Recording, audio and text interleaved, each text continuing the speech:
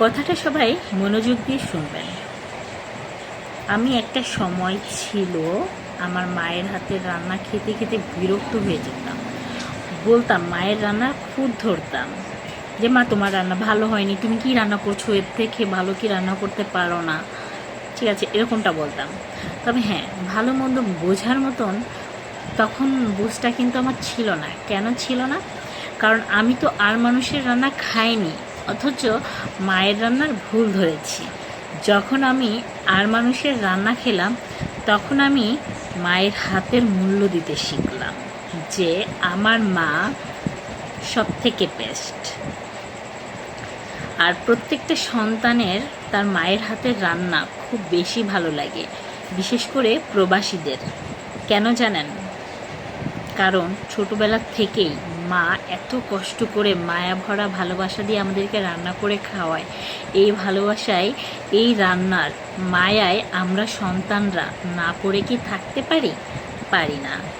যখন আমরা এখানে ওখানে যাই, বিশেষ করে আমার শ্বশুরবাড়ি যখন যাই আমি, তখন এখানকার রান্নার সাথে ওইখানকার রান্নার কোনো মিল নেই, আমি খুঁজে পাই না। অথচ তাদের রান্না কিন্তু তাদের ভালো লাগে, কিন্তু আমি কিন্তু খেতে পারি না। হ্যাঁ, খাই না তা না, খাই, বাট খেতে গেলে আমার কেমন যেন একটা লাগে। যে তখন আমার মায়ের কথা প্রতিটা সেকেন্ডে আমার মনে পড়ে। মা তো মায়ের হাতের রান্না সুস্বাদু, ঠিক আছে। প্রবাসীরা মায়ের হাতে রান্না বেশি কেন পছন্দ করে জানেন? যখন মায়ের হাতের রান্না খেতে খেতে তারা অভ্যস্ত হয়, তখন যখন বিদেশে হঠাৎ করে চলে যায়, তখন ওই মানুষটা যখন নিজে রান্না করে, তখন তো ওই রান্না তার ভালো লাগে না। কিভাবে ভালো লাগবে? সে বড় হয়েছে একজনের রান্না খেয়ে, তারপর হঠাৎ করে সে রান্না করতে পারে না, কখনো রাঁধেনি, সেই রান্না সে আর পাচ্ছে না। তাহলে সেই রান্না মানে অরুচিকর খাবার তার খেতে কতটুকু খারাপ লাগে, সে তখন বুঝে মায়ের মূল্য কতটুকু। তখনই না সে মায়ের মূল্য দিতেও শিখে। বাংলাদেশে থাকতে প্রবাসীরা মায়ের মূল্য দিতে পারেনি, কিন্তু প্রবাসীতে যাওয়ার পরে, বিদেশে যাওয়ার পরে প্রত্যেকটা প্রবাসী মায়ের মূল্য দেয়, মাকে ভালোবাসে। মাকে ভালোবাসার কারণ আছে, যে মা লেলে পুষে এত বড় করে দেয়, এমনি এমনি কি আর মায়ের প্রতি মায়া আসে?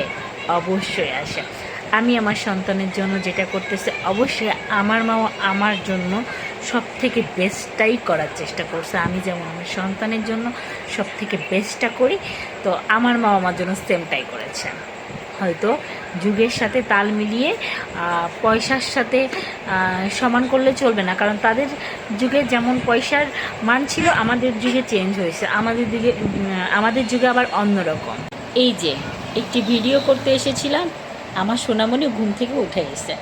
মা, এর নাম মা, ঠিক আছে। ভিডিও কিন্তু ঠিকই বাদ দিয়ে মেয়েকে কোলে নিয়েছি, ঠিক আছে। এর নামই হলো মা, তাই না মা?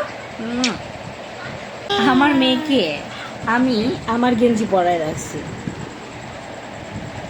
ভুতু ভুতু লাগছে।